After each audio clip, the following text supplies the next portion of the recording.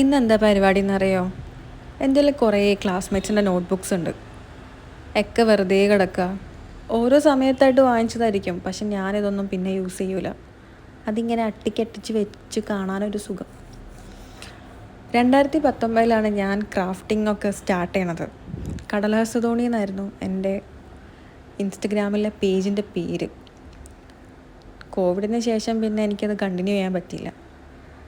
ഇപ്പോൾ വീണ്ടും എല്ലാം റീസ്റ്റാർട്ട് ചെയ്യുന്ന സമയത്താണ് കടലാസ് തോണിയുടെ ഓർഡേഴ്സ് ഡീറ്റെയിൽസും ഐഡിയാസൊക്കെ ക്രിയേറ്റ് ചെയ്യാൻ ഒരു നോട്ട്ബുക്ക് ഓർഡർ ചെയ്താലോ എന്ന് കരുതിയത്.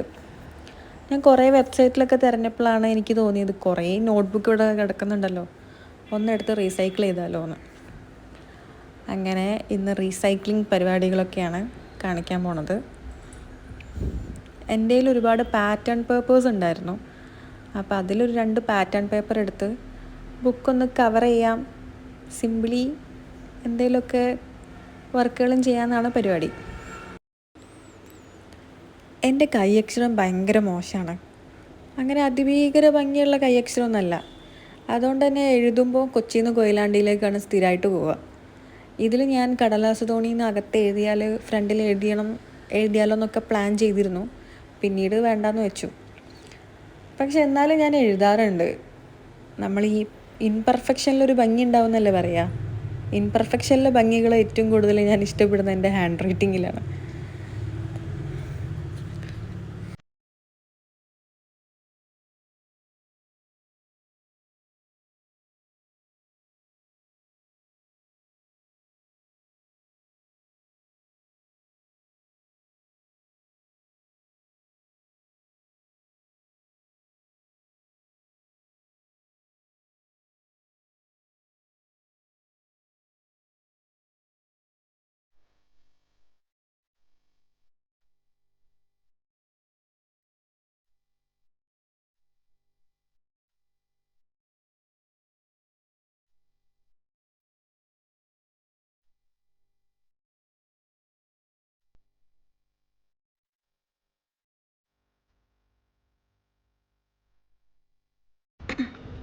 ഇതാണ് എൻ്റെ പേജിൻ്റെ ലോഗോ.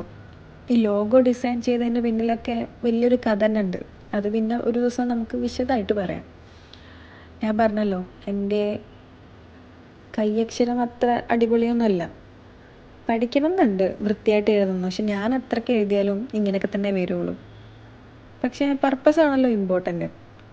ഇതിപ്പോൾ ആരും കാണാനോ ഒന്നുമല്ല. ചെയ്തു വെക്കുക, അതിലൊരു സന്തോഷം. പിന്നെ ഈ പുസ്തകത്തിലാണ് ഇനി വീണ്ടും എൻ്റെ വർക്ക്സൊക്കെ ഞാൻ റീസ്റ്റാർട്ട് ചെയ്യാൻ പോകുന്നത്.